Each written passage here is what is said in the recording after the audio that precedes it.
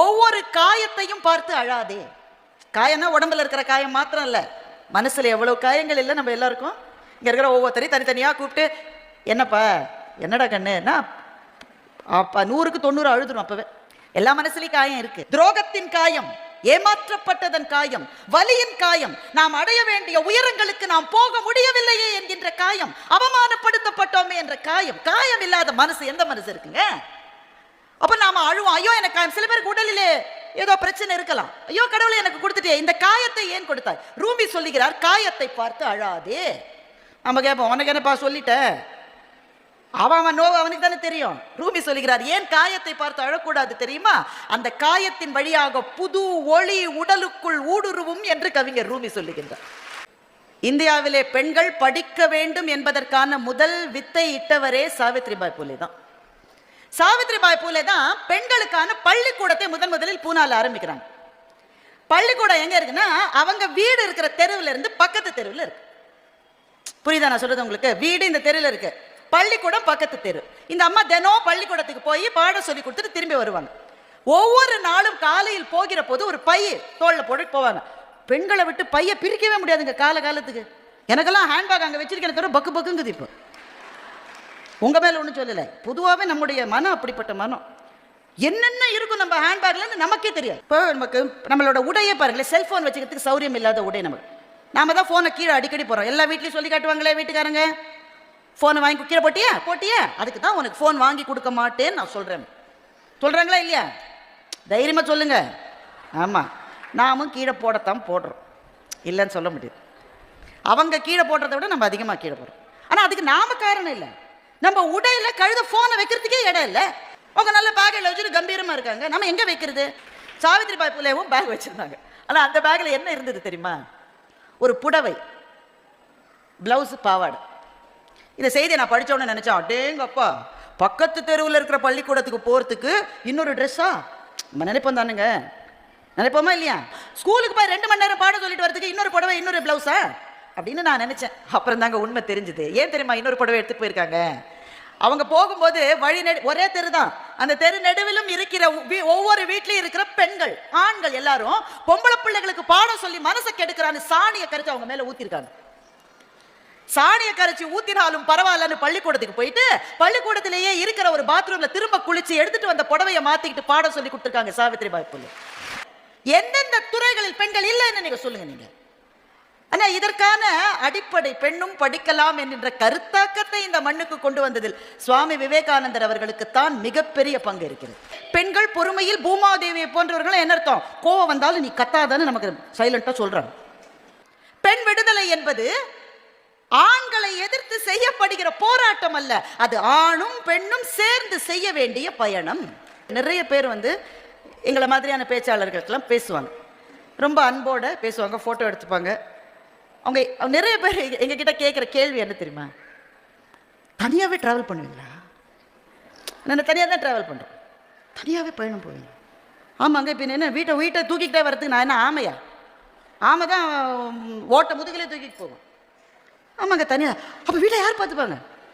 வீட்டில் யார் இருக்காங்களோ அவங்க பார்த்துப்பாங்க. அதிர்ச்சி ஆயிடுவாங்க சில பேர்.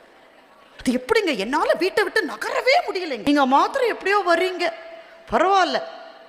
இதுக்கு காரணம் ஆண்கள்னு பழி போடுவாங்க. எங்கள் வீட்டுக்காரர் எனக்கு எதுவுமே செய்ய விட மாட்டார். எனக்கு எவ்வளோ திறமை இருக்கு, ஒன்றுமே என்கரேஜ் பண்ணல என்ன. அப்போ என்ன செய்றீங்க நீங்கள் வீட்டில்? என்ன சோறாக்கி போடுறேன், பிள்ளைங்க இருந்த மட்டும் அவங்களுக்கு தேவையானதில் செஞ்சேன். இப்போ அது கிளம்பி போயிருச்சு, பிள்ளைங்க நம்ம கூட இருக்கு.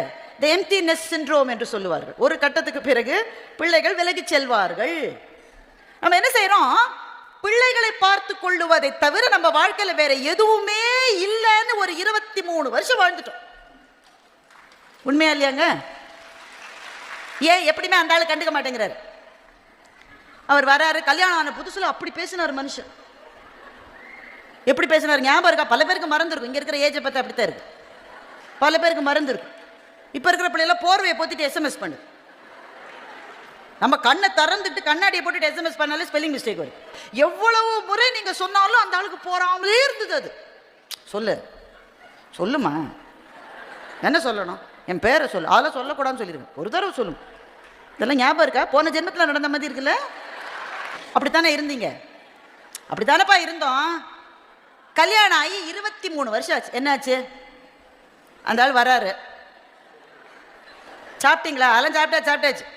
வெள்ளம் வந்த வைகை ஆறு வெயில் காலம் வந்த உடனே மணலாறு ஆயிடும். மணலாறுனா ஒண்ணுமே இருக்காது. நீங்க புது பண்ணி பார்த்தா கூட கையில பிசு பிசு லேசா ஈரம் ஒட்டுமே தவிர வேற தண்ணியே இருக்காது. மணலாறு ஆனது போல ஒரு காலகட்டத்தில் அப்படி பிரம்மாண்டமா இருந்த காதல் ஒன்றுமில்லாமல் தேர்ந்து போனதுன்னு சங்கப்பாடலே இருக்கு. காதல் தேர்ந்து போனதான்னு எனக்கு தெரியல, அது மடைமாற்றமாகிவிட்டது. ஒருவர் மீது ஒருவர் வைத்த காதல் இன்றைக்கு பிள்ளைகளின் மீது வைக்கப்பட்டிருக்கிறது. அப்படித்தான் அந்த பிள்ளைகளுக்காகவே வாழ்கிறார்கள் பெண்கள். இதில் இருக்கிறவர்கள் எங்களை அணுகி கேட்கிறார்கள், நீங்க எப்படி டிராவல் பண்றீங்க, எப்படி உங்களுக்கு நேரம் இருந்தது, ஏன் உங்க வீட்டில் உங்களுக்கு இந்த மாதிரி டிமாண்ட்ஸ் இல்லையா? 40-50 வயதுகளை நெருங்குகிற போது நான் சந்திக்கிற பெரும்பாலான பெண்களுக்கு இருக்கிற பெரிய பிரச்சனை ஃப்ரஸ்ட்ரேஷன். ஏன்னா பிள்ளைகளுக்காக பிள்ளைங்க கிளம்பி போயிட்டாங்க, கணவரோட பேசிய பழக்கம் இல்லாம ஆயிடுச்சு, என்ன பேசுறதுன்னு தெரியல, ரெண்டும் அப்படியே உட்காந்துரு, பேசுவதற்கே வார்த்தைகள் இல்லை. அப்ப வாழ்க்கையை ஒரு சுமையாகி விடுகிறது. ஏன்? Routine becomes a problem. அதே மாதிரி எந்திரிச்சு அதே அடுப்பில் அதே பாலை சுட வச்சு அதே சோற பொங்க வச்சு அதே பொங்கலை வச்சு இதெல்லாம் ஒரு வாழ்க்கையா என்று கேட்கிறார்கள். அதனால்தான் நிறைய சீரியல் பார்க்க ஆரம்பிக்கிறாங்க.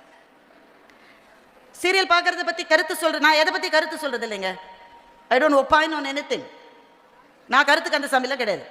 உங்களுக்கு பிடிச்சா பாருங்க, பிடிக்கலன்னா விடுங்க, அவங்க விருப்பம். ஆனால் நிறைய பேர் ஏன் பார்க்குறாங்கன்னா அவங்க வாழ்க்கையில் இல்லாத எக்ஸைட்மெண்ட் வந்து அது கொடுக்குது. வாழ்க்கையில் ஒரு எக்ஸைட்மெண்ட் இல்லை, அதே தான். ஆனால் சீரியலை பார்த்தா ஒரு நாள் குத்துது, ஒரு நாள் கொல்லுது, ஒன்று உருளுது, ஒன்று பொருளுது. அந்த எக்ஸைட்மெண்ட் வந்து அவங்களுக்கு பிடிச்சிருக்கு. இவங்க எக்ஸைட் ஆகிறாங்கன்னு தெரிஞ்ச கதை எழுதுறவங்க இன்னும் எக்ஸைட்மெண்ட் கொடுக்குறாங்க. எல்லா சீரியலையும் பார்த்தா விஷம்னு ஒரு பாட்டில் பாய்சன் எழுதி வச்சிருக்கான். எனக்கு ஒரு கடலை கிடைக்க மாட்டேங்க, அவங்களுக்கு மாத்திரம் கிடைக்கும். ஒரு கலக்கிக்கிட்டே இருக்கு போட்டு. அந்த எக்ஸைட்மெண்ட் போயின்னு அவங்களுக்கும் தெரியும். ஆனால் வாழ்க்கையில் வேற எதுவுமே இல்லாததுனால அதை நோக்கி போகிறார்கள். இந்த மேடலை சொல்றதுக்கு தயக்கம் இருந்தாலும் சில பேர், மிகச்சில பேர், ஒரு 10 பேர் ஒரு 15 பேர் தவறான வழிகளுக்கு போயிடுறாங்க. தேவையில்லாத ஃபேஸ்புக் ஃப்ரெண்ட்ஷிப்ஸ். நட்பு தேவையில்லை, நட்பு ரொம்ப தேவை. ஆனால் முகம் தெரியாதவர்களோட நட்பு வந்து ஆபத்தானதுன்னு கூட புரிந்து கொள்ளாத அளவு பிரச்சனையில் சிக்கிக்கிறாங்க. அப்போ என்ன செய்வது? ஒரே ஒரு வழிதாங்க இருக்கு. ஒன்று, உங்களுடைய ஆன்மாவுக்காக நீங்கள் எதையாவது செய்கிறீர்களா என்று உங்களை நீங்களே கேட்டுக்கொள்ளுங்க. உங்களினுடைய ஆன்மாவுக்காக. இத்தனை பெண்கள் இருக்காங்கல்ல, இவங்க அத்தனை பேர் இல்லை, பெரும்பாலானவர்களுக்கு குடும்பங்கள் இருக்கத்தானே இருந்தது. முத்துலட்சுமி ரெட்டி குடும்பம் இல்லையா அவங்களுக்கு? திருமணம் ஆவதற்கு முன்னே கணவர் சுந்தரா ரெட்டியை பார்த்து சொன்னார், 29 வயசு முத்துலட்சுமி ரெட்டிக்கு திருமணம் ஆறப்போது. அந்த காலத்தில் நீங்க நினைக்க முடியுமா 10 வயசுல கல்யாணம் ஆகலைன்னா இன்னுமா உங்க வீட்டு பொண்ணுக்கு கல்யாணம் ஆகல என்று கேட்ட காலகட்டத்தில் 29 வயது முத்துலட்சுமி அவர்களை சுந்தரா ரெட்டி வந்து கேட்கிறார், நான் உன்னை கல்யாணம் பண்ண 2 கண்டிஷன். அவ்வளோ வயசு காத்திருந்தவர்கள் யாராவது ஒருத்தர் வந்தா வீட்டில் கல்யாணம் பண்ணி கொடுத்துட்டு தானே பார்ப்பாங்க. ஆனால் முத்துலட்சுமி சொல்கிறார் 2 கண்டிஷன். ஒன்று, உங்களுக்கு சமமாக என்னை நீங்கள் நடத்த வேண்டும். 2வது, என்னுடைய வாழ்க்கை சமூக பணியை சார்ந்துதான் இருக்கும், அதற்கு நீங்கள் தடை விதிக்க கூடாது. இதை முத்துலட்சுமி ரெட்டி எழுதியிருக்காங்க, நான் சொல்லல, போய் படிச்சு பாருங்க அவங்க வாழ்க்கை வரலாற்று. அவர்கள் வாழ்க்கை அப்படித்தான் வாழ்ந்தார்கள். எனவே நீங்கள் உங்கள் ஆன்மாவுக்காக எதையாவது செய்கிறீர்களா? ஒருத்தருக்கு கோலம் போட பிடிக்கும், படம் வரைய பிடிக்கும், தோழிகளோடு சேர்ந்து வெளியே போவது பிடிக்கும், கோவில்களுக்கு போக பிடிக்கும். ஒவ்வொருவருக்கும் ஒரு திறமை இருக்கிறது, ஒரு ஆர்வம் இருக்கிறது. அதை நீங்கள் அதற்காக என்ன நேரத்தை செலவிடு. எங்க வீட்டில் நேரமே கிடைக்காது, வீட்டுக்காரர் வேலை செய்ய சொல்லுங்கன்ற. செய்வாங்க, செய்ய மாட்டாங்களோ அப்படின்னு நீங்க பயப்படுறதுனால அவங்க நல்ல சௌரியமா இருக்காங்க. இது இருவரும் சேர்ந்து பயணம் செய்ய வேண்டிய பாதை தோழிகளே. எனவே உங்கள் மனதுக்கு உகந்ததை நீங்கள் செய்தால்தான் உங்களினுடைய ஆன்மா மலர்ச்சியோடு விளங்கும். அந்த மலர்ச்சி இல்லைன்னு வச்சுக்கோங்களேன், அந்த ஃப்ரஸ்ட்ரேஷனை நீங்க உங்க வீட்டுக்காரத்தை தான் காமிப்பீங்க. அதனால தான் அவர் சொல்றாரு, கல்யாணம் ஆனப்போ கோவில்ல இருந்த அம்பிகை சிலை மாதிரி இருந்தா, அப்ப இப்போ வாசல்ல இருக்கிற துவாரபாலக மாதிரி ஆயிட்டாங்க. உங்களுக்காக நீங்கள் என்ன செய்ய வேண்டும்? எனவே நம்மோடு ஒத்த கருத்துக்கள் உடையவர்களோடு இணைந்து வாழ்க்கையினுடைய இந்த காலத்தில் உங்களுக்காக கொஞ்சம் நேரத்தை ஒதுக்குங்கள். என் குடும்பம் நான் இல்லாவிட்டால் இயங்கவேங்க, நல்லா இயங்கும். சும்மா நாமே நினைச்சிட்டு சலம்பிக்கிட்டு திரியிறோம், நல்லா இயங்கும். நான் மருத்துவமனையில் இருந்தபோது நான் முன்னாடிலாம் நினைப்பேன், நான் இல்லாட்டா எங்கள் வீட்டில் எதுவுமே நடக்காது. மருத்துவமனையில் 22 நாள் இருந்தேன். அதோட நான் நினைப்பேன், என்னுடைய அலுவலகம் நான் இல்லாவிட்டால் பொல கொட்டிவிடும். ஒன்றும் இல்லை, நல்லா இருந்தது. எனவே அது நடக்கிறபடி நடக்கும். நாம் தான் நடத்துகிறோம் என்று நினைப்பது கோபுரத்தை பொம்மைகள் தாங்குவதற்கு ஒப்பானது. எனவே உங்கள் ஆன்மாவுக்காக ஏதாவது செய்யுங்கள். ஒன்றாக இணைகிற போது நம்ம மனசில் இருக்கிற நெகட்டிவ் தாட்ஸ் எல்லாம் கொஞ்சம் கொஞ்சமாக மாறும், பாசிட்டிவ் தாட்ஸ் வரும். ரொம்ப முக்கியம். காலையில் எந்திரிக்கும் போது எண்ணத்தை எந்திரிச்சு எண்ணத்தை இப்படி நீங்கள் செஞ்சீங்கன்னா அந்த வீட்டில் எப்படிங்க ஒரு மங்களம் இருக்கும்? மலர்ச்சியோடு எழுந்து மகிழ்ச்சியோடு என்னுடைய வேலை இது, இதை நான் சந்தோஷமா செய்வேன். அது சோர்வு வரும், சோர்வு வரவே வராதுன்னு யாராவது சொன்னா போய் சோர்வு வரும். அந்த சோர்விலிருந்து நம்மை மறுமலர்ச்சிக்கு உட்படுத்திக் கொள்வதற்கு உங்கள் ஆன்மாவுக்கு எது மிக மிக நெருக்கமானதோ அதை செய்யுங்கள். தெய்வத்திடம் சரணடையுங்கள். அவனுடைய பாதங்களில் நம்முடைய தனக்கு உவமை இல்லாதான் தாழ் சேர்ந்தார்கல்லால் மனக்கவலை மாற்றல் அரிது. இதுதான் வள்ளுவன் நமக்கு கொடுத்திருக்கிற வேதம். எல்லா மனக்கவலையையும் இந்த முருகனுடைய பெயரை சொல்லுகிற போது நமக்கே எழுந்து அந்த கும்பியில கலந்து கொள்ள வேண்டும் என்கின்ற ஆர்வம் வருகிறது. அவன் பேர் தானங்க இங்க வந்தது. யாரா முருகனை வேஷம் போட்டுட்டு நின்னாங்களா இங்க? இல்லையே, அவன் பேர் தானே வந்தது. முருகன்ற பேரை கேட்ட உடனே அப்படி ஒரு துள்ளல் வருகிறது. ஆன்மீகம் என்பது மனத்தை மலர்ச்சிக்கு உள்ளாக்குகிற புகலிடம். அதுக்காக 70 வயசு ஆறாம் பிறகு பார்த்துக்கலாம்லாம் இருக்காதீங்க. அப்ப 70 வயசுல எப்படி இருக்க போறோம்னு யாருக்கு தெரியும்? இன்று தொடங்க வேண்டும். ஏனென்றால் இந்த தேசத்தில் ஆன்மீகம் என்பது தனிப்பட்டவர்களுக்கான விழிப்புணர்வு மாத்திரமல்ல, சமூகத்தை வளர்த்தெடுக்கிற கேந்திரமாகவும் ஆன்மீகம் தான் இருக்கிறது. அதனால் இறைவனின் பாதங்களில் சரணடையுங்கள். உங்களை ஒத்த தோழிகளோடு சந்தோஷமாயிருங்கள். இந்த உலகத்தில் நாம் பிறந்திருப்பது மகிழ்ச்சியாக இருக்க மாத்திரம்தான். தியாகம் செய்வதற்காகவே நீங்கள் படைக்கப்பட்டிருக்கிறீர்கள் என்று யாராவது சொன்னால் இல்லை, மகிழ்ச்சியாக இருக்க நான் பிறந்திருக்கிறேன் என்று தைரியமாக பதில் சொல்லுங்கள். ஒவ்வொரு பெண்ணும் பராசக்தியினுடைய வடிவம். இன்னும் சொல்ல போனால் சீதையும் சூர்பனகையும் ஒவ்வொரு பெண்ணின் மனத்துக்குள்ளும் இருக்கிறாள். நீங்கள் சீதையை முன்னே கொண்டு வருகிறீர்களா, சூர்பனகையை முன்னே கொண்டு வருகிறீர்களா என்பதை வைத்துத்தான் உங்களினுடைய வாழ்க்கையின் வெற்றியும் தோல்வியும் அமையும்.